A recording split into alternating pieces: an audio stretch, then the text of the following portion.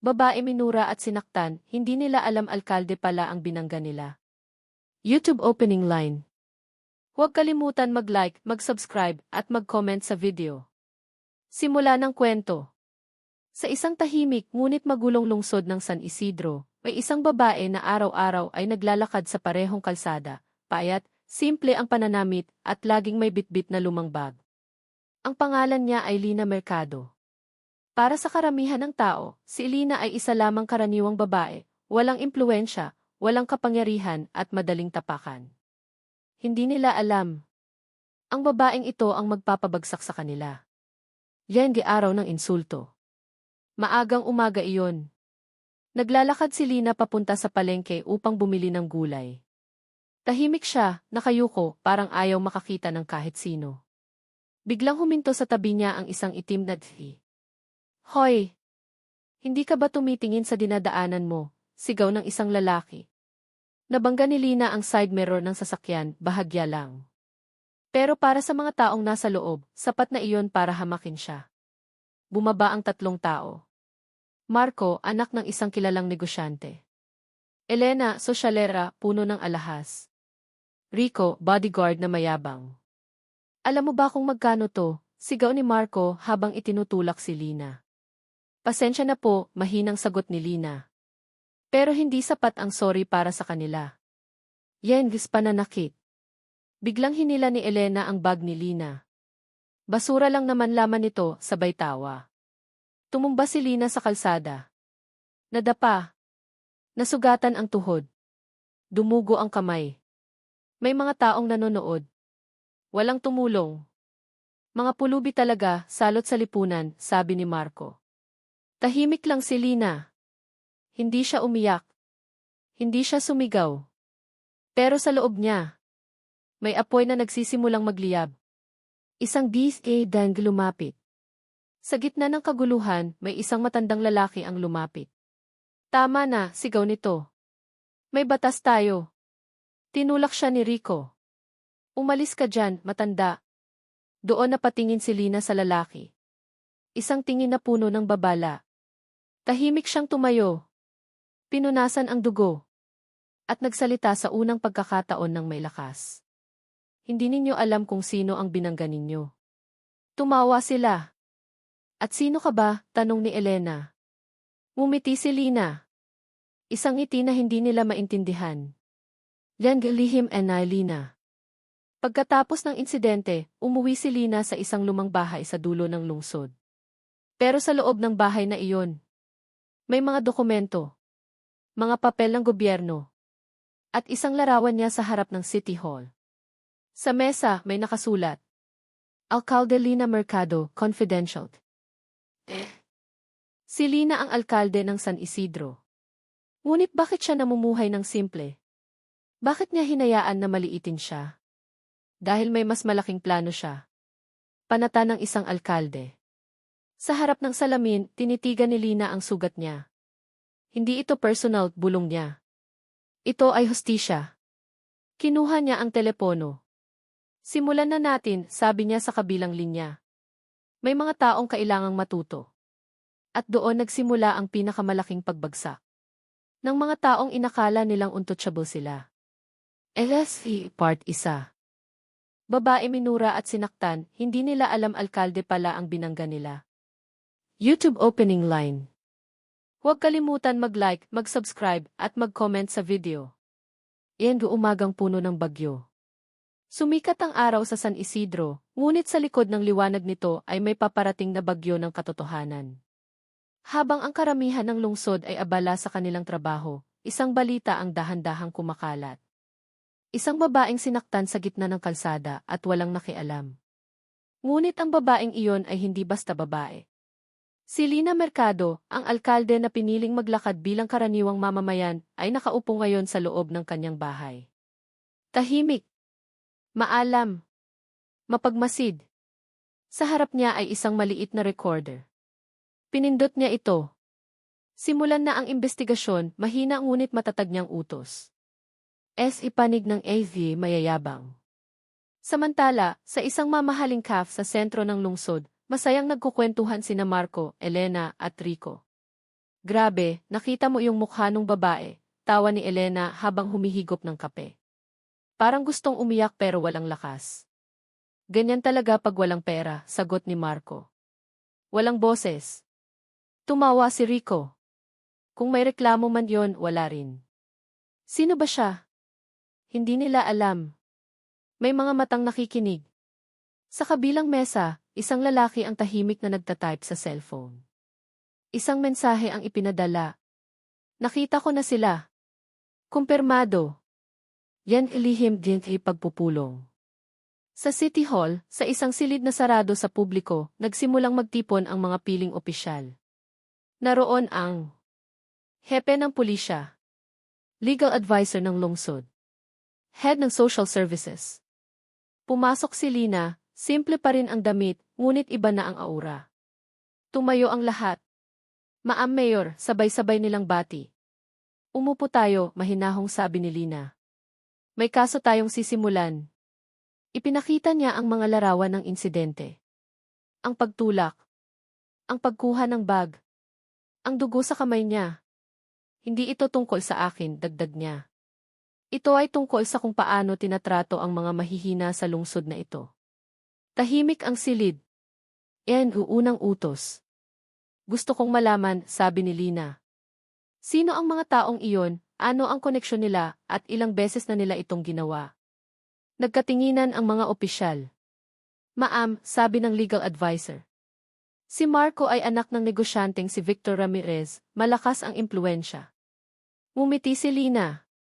Isang ngiting malamig. Mas mabuti, sagot niya. Mas maliwanag ang pagbagsak kapag mataas ang kinatatayuan. Yan pamilya dinay Marco. Sa mansyon ng mga Ramirez, galit na galit si Victor. Bakit ka nakipag-away sa kalsada? Sigaw niya kay Marco. Alam mo bang delikado yan? Relax lang pa, sagot ni Marco. Walang mangyayari. Kami ang may pera. Ngunit sa labas ng gate, may sasakyang hindi umaalis. Isang unmarked car. May nagmamasid. Yan babaeng nakakita. Sa isang eskinita, may isang tindera ng isda, si Aling Rosa. Siya ang nakakita sa buong pangyayari. Matagal na siyang nagdadalawang isip kung magsasalita. Hanggang may kumatok sa kanyang pinto. Magandang hapon po, sabi ng isang babae. Ako po ay mula sa City Hall. Ligtas po kayo. Kinabahan si Aling Rosa. Hindi po kayo mapapahamak, dagdag ng babae. Ang alkalde mismo ang humihingi ng tulong. Napatigil si Aling Rosa. Ang alkalde? Bakit interesado siya sa isang babaeng sinaktan? Hindi pa niya alam ang buong katotohanan. Yan unang bitak. Kinagabihan, kumalat sa social media ang isang maikling video. Malabo. Ngunit malinaw ang sigawan. At malinaw ang pagtulak. Walang pangalan. Walang konteksto. Ngunit sapat para magtanong ang mga tao. Bakit parang may kapangyarihan ang mga nanakit? Bakit walang tumulong? Sa City Hall, pinanood ni Lina ang reaksyon ng publiko. Hindi pa ito ang katapusan, sabi niya. Simula pa lang. Pagdalaw. Biglang may kumatok sa kanyang opisina. Ma'am Mayor, sabi ng sekretarya. May gustong makipagkita si Victor Ramirez. Tumango si Lina. Papasukin siya. Pumasok si Victor, mayabang ang tindig, ngunit may bahid ng kaba. Ma'am Mayor, sabi niya. Narinig kong may issue tungkol sa anak ko. Tumingin si Lina diretso sa mata niya. Hindi ko alam na problema ang pagiging tao, sagot niya. Pero mukhang ganun ang itinuro ninyo sa kanya. Nanlaki ang mata ni Victor. Babala. Hindi ninyo alam kung sino ang binangga ng anak ninyo, mariing sabi ni Lina. Ngunit malalaman niya. Tumayo si Victor.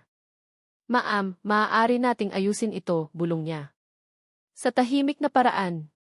Tumayo rin si Lina. Hindi ako nabibili, sagot niya. At ang hustisya hindi nakikipagdeal. Lumabas si Victor na pawis na pawis. Panimulang pagbagsak. Sa labas, naghintay sina Marco at Elena sa kotse. Ano sabi? Tanong ni Elena. Hindi sumagot si Victor. Sa kanyang isip, isang tanong ang paulit-ulit. Sino ba talaga ang babaeng iyon? Samantala, sa opisina, tinitigan ni Lina ang lungsod mula sa bintana. Hindi ako nagtatago, bulong niya. Hinahanda ko lang kayo. Let's see, Part 2. Part 3. Babae minura at sinaktan, hindi nila alam alkalde pala ang binangga nila. YouTube opening line.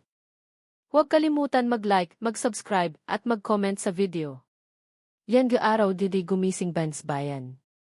Maagang maaga pa lamang ay ramdam na sa buong San Isidro ang kakaibang tensyon. May mga taong nag-uusap sa mga kanto, sa palengke, sa jeep at kahit sa social media. Isang tanong ang paulit-ulit. Sino ang babaeng sinaktan? Hindi pa alam ng publiko ang buong katotohanan, ngunit ang galit ay nagsisimula ng kumulo.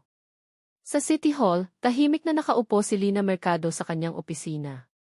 Sa harap niya ay mga dokumento, ulat at testimonya. Handa na ba ang lahat? Tanong niya sa kanyang Chief of Staff. Opo, Ma'am Mayor, sagot nito. Nakipag-ugnayan na rin po ang media. Tumango si Lina. Panahon na. And di unang press conference. Bandang 10:00 ng umaga, nagsimulang magtipon ang mga mamamahayag sa City Hall lobby. May mga kamera. May microphones. May live streaming. Nagulat ang lahat nang lumabas si Lina. Simple ang suot, ngunit matatag ang tindig. Magandang umaga sa inyong lahat, panimula niya. Narito ako hindi bilang biktima, kundi bilang alkalde ng lungsod na ito. Nagbulungan ang mga reporter. Biktima? Ano ang ibig niyang sabihin? Iyan paglalantad. Isang malaking screen ang bumukas sa likod niya. Lumabas ang buong video ng insidente. Malinaw, detalyado, walang putol. Ang pagtulak. Ang pag-insulto. Ang pagtawa. Tahimik ang buong lugar. Pagkatapos ng video, nagsalita si Lina. Ako ang babaeng iyon. Parang tumigil ang oras. Ako ang minura. Ako ang sinaktan. At ako ang piniling manahimik hanggang handa na ang hustisya. Reaksyon ng publiko. Sa loob lamang ng ilang minuto, sumabog ang social media. Andy Alcalde. Grabe din kapal ng mukha nila. Hustisya para si Mayor Lina. Sa palengke, napaluha si Aling Rosa habang pinapanood sa cellphone ang balita. Siya pala yon, bulong niya. Ang babaeng tinulungan ko sana. Sa mga jeep, may mga pasaherong galit na galit. Kung alkalde nga siya, paano pa ang ordinaryong tao, sigaw ng isa. Yan di gawin ng media. Agad na naglabasan ang mga headline. Alkalde, sinaktan kalsadad. Mayayamang pamilya, nasangkot pambabastos ti. Hustisya o kapangyarihan? Sinubukan ng ilang estasyon na protektahan ang pamilya Ramirez, ngunit mas malakas ang boses ng publiko. Hindi na ito kayang takpan. Nagpanig ng Ramirez. Sa loob ng mansyon, nagkakagulo ang pamilya. Sinabi ko sayo, sigaw ni Victor kay Marco. Hindi mo alam kung sino ang binabangga mo. Pale na pal si Marco. Paalkalde pala siya, nanginginig niyang sabi. Si Elena ay umiiyak. Masira na ang pangalan ko ang negosyo natin. Biglang may dumating na balita. Sir, may warrant po paparating na ang pulis. Yan hindi gawin ng pulisya. Sa utos mismo ni Lina. Walang espesyal na pabor. Walang delay. Dinampot si Rico, ang bodyguard, dahil sa pananakit. Kasunod nito, kinasuhan sina Marco at Elena ng physical assault, public humiliation, abuse of power. Walang piyansa muna. Yan di gawin ng AZ saksi. Isa-isang lumabas ang mga saksi. Si Aling Rosa. Isang estudyante. Isang driver. Takot po kami noon, sabi nila. Pero ngayon may lakas na. Nakatayo si Lina sa likod ng mga saksi. Hindi kayo nag-iisa, wika niya. Ang lungsod na ito ay sa inyo. Yan huling pagsubok ng kapangyarihan. Sa isang lihim na meeting, sinubukan ng ilang makapangyarihang tao na impluwensyahan ang desisyon. Ma'am Mayor, sabi ng isang negosyante. Baka pwede pang ayusin ito. Tumingin si Lina sa kanilang lahat. Matagal na ninyong inaayos ang mga kasinungalingan, sagot niya. Ngayon, aayusin natin ang katotohanan. Tumahimik ang silid. Yan tinig ng bayan. Sa labas ng City Hall, nagtipon ang libo-libong tao. May placard. Hustisya para ilahati.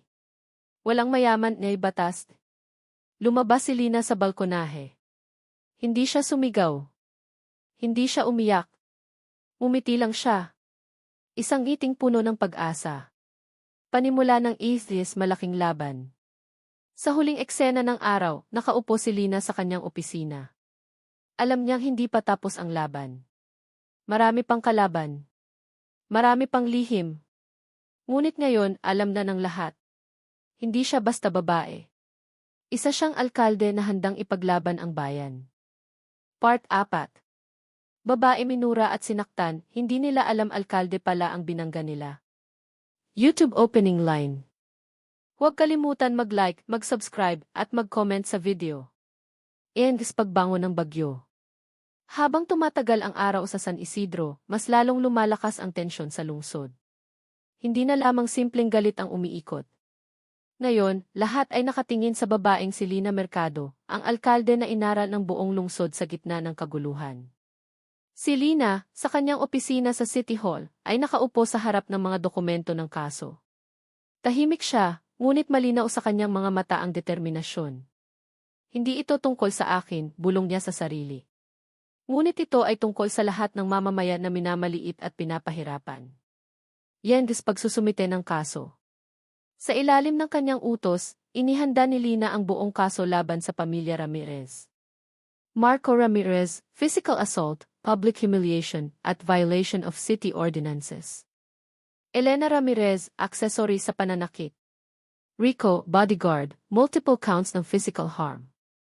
Kasabay nito, nakipag-ugnayan siya sa media upang maging transparent ang buong proseso. Ang layunin, hustisya para sa lahat at walang nakatataas sa batas. Iyan paglalaban sa hukuman. Isang araw bago magsimula ang paglilitis, dumating ang legal team ng Ramirez na puno ng kumpiyansa. Ma'am Mayor, sabi ng lead lawyer nila. Bakit po natin pinipilit ang publiko na makialam sa pribadong pamilya? Tumayo si Lina. Tumingin sa lahat ng naroon. Hindi ito pribado, mariin niyang sabi. Kapag pinahintulutan nating maabuso ang mahihina, lahat tayo ang mapapahamak. At hindi ko hahayaang mangyari iyon sa lungsod ko. Yan ang strategya ng Ramirez. Sa kabilang panig, nagplano ang pamilya Ramirez ng kanilang sariling taktika. Pagpapakalat ng maling impormasyon sa media. Pagkuha ng ilang witnesses upang magsinungaling. Paggamit ng impluensya sa ilang opisyal upang madelay ang kaso. Ngunit hindi nila alam, lahat ng hakbang ay nababantayan ni Lina. Ang kanyang koponan ay mahigpit at maingat at may record ng lahat ng ebidensya.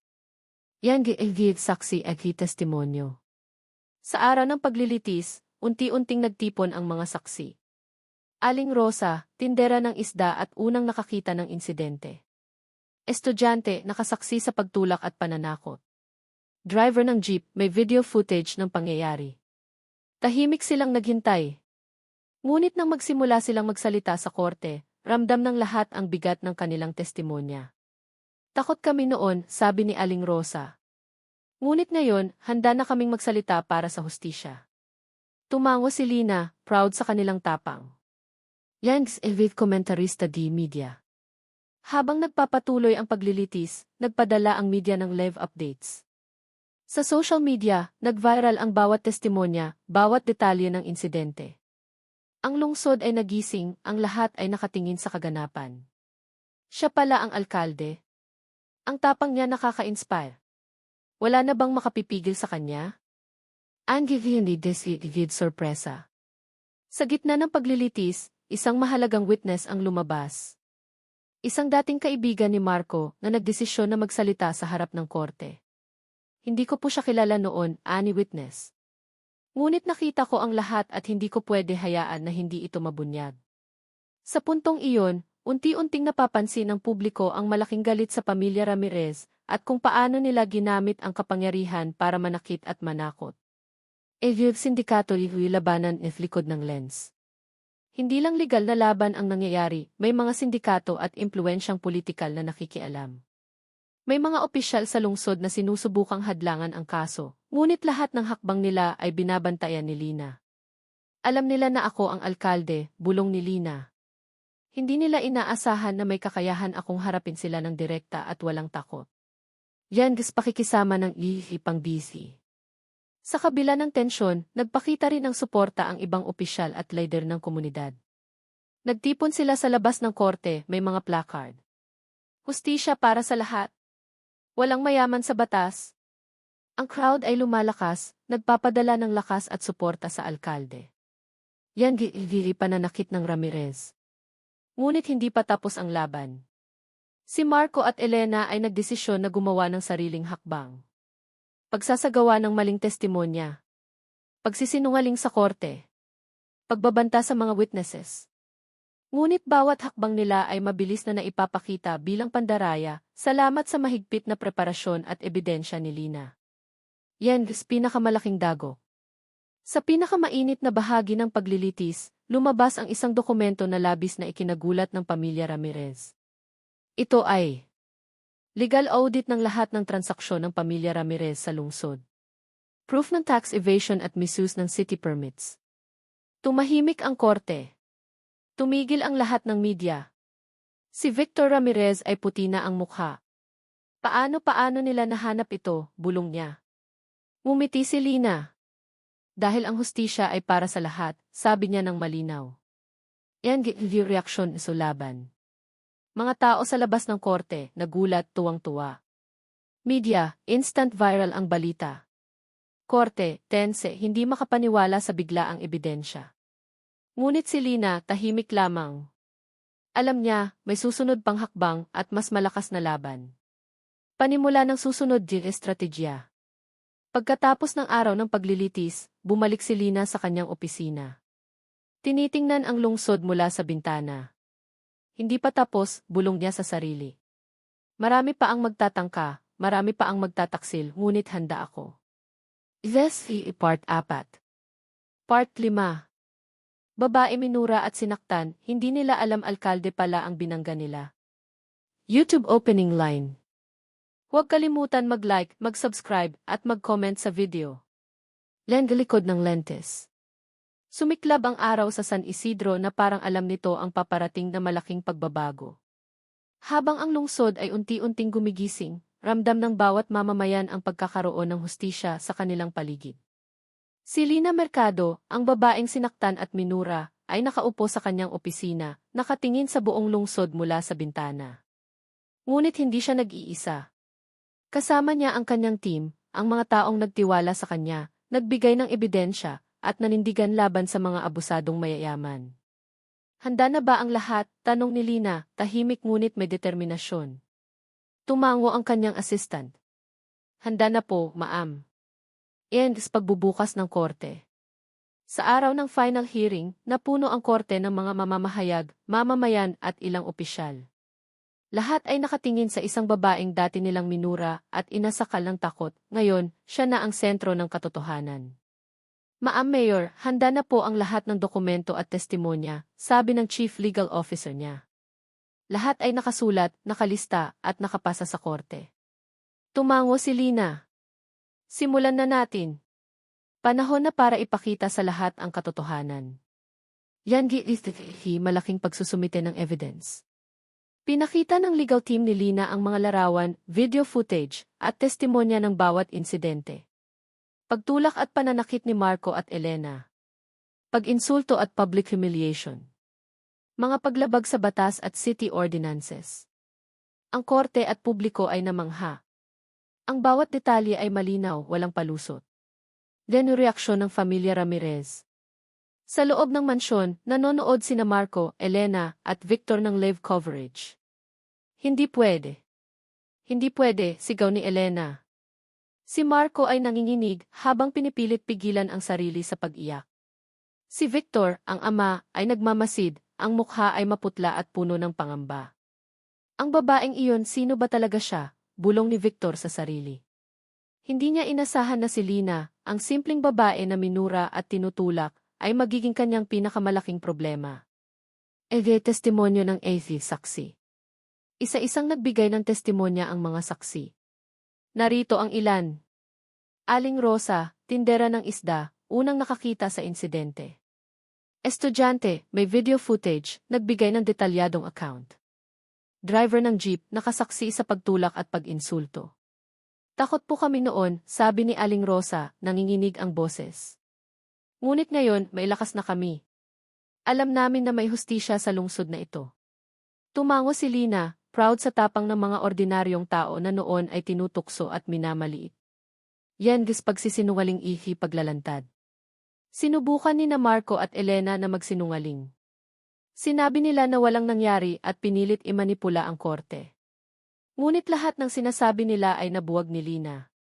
Bawat sagot, bawat argumento, ay may kasamang evidence na walang puwang sa palusot. Hindi kayo pwedeng magtakip sa katotohanan, sabi ni Lina sa kanila. Ang hustisya ay hindi nakikialam sa yaman o impluensya. Lens climax pagkatabo ng lahat. Sa sandaling iyon, pumasok ang isang breaking news alert sa live coverage. Ipinapakita ng audit documents, ang pamilya Ramirez ay sangkot sa iligal na transaksyon sa lungsod, kabilang ang tax evasion at pag-abuso sa permits. Tumigil ang lahat. Kahit ang mga abogado ng Ramirez ay hindi makapaniwala. Si Victor Ramirez ay humiga sa upuan, nalunod sa kaba. Si Marco at Elena ay hindi makagalaw, natulala sa biglaang pagkakabunyag. Panimula ng pagbabalik ng katarungan. Pagkatapos ng matinding paglilitis, ipinahayag ni Lina ang desisyon ng korte. Marco Ramirez, guilty sa physical assault at public humiliation. Elena Ramirez, guilty bilang accessory. Rico, guilty sa physical harm. Binigyan sila ng stern penalty, kabilang ang imprisonment at fines. Ang lungsod ay nagdiwang. Ang mga tao ay nagsimula ng maniwala na ang hustisya ay hindi lang para sa mayayaman, kundi para sa lahat. Pagbabalik ng tiwala ng bayan. Si Lina Mercado ay naging simbolo ng tapang at hustisya. Ang bawat mamamayan na dating natatakot sa mayayamang abusado ay nagsimulang maniwala sa kanilang karapatan. Hindi ka nag-iisa, sabi ni Lina sa kanyang closing speech. Ang lungsod na ito ay sa bawat tao, hindi lang sa mayayaman o makapangyarihan. Tumango ang mga tao, may luha sa kanilang mga mata. Sa simpleng salita, ipinakita ni Lina na ang katotohanan at hustisya ay laging mananaig. Lenggo huling rebisahon pagbago. Sa huling eksena, si Lina ay naglakad sa parehong kalsada kung saan siya minura at tinulak. Ngunit ngayon, iba ang paligid, ang mga tao ay bumabati, may respeto at may pasasalamat. Isang batang babae ang lumapit at nagbigay ng bulaklak. Salamat po, Ma'am Mayor, sabi niya. Ngumiti si Lina at niyakap ang pagkakataon na magpakita ng kabutihan sa simpleng paraan. Pananaw this future.